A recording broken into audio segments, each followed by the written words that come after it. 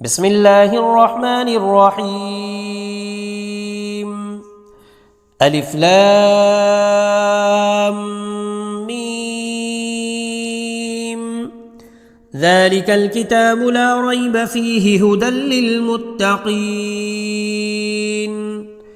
الذين يؤمنون بالغيب ويقيمون الصلاة ومما رزقناهم ينفقون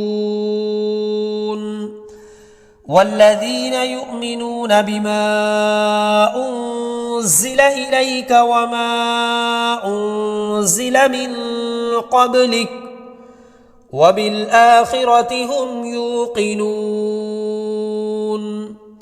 أولئك على هدى من ربهم وأولئك هم المفلحون. إن الذين كفروا سواء عليهم أنذرتهم أم لم تنذرهم لا يؤمنون.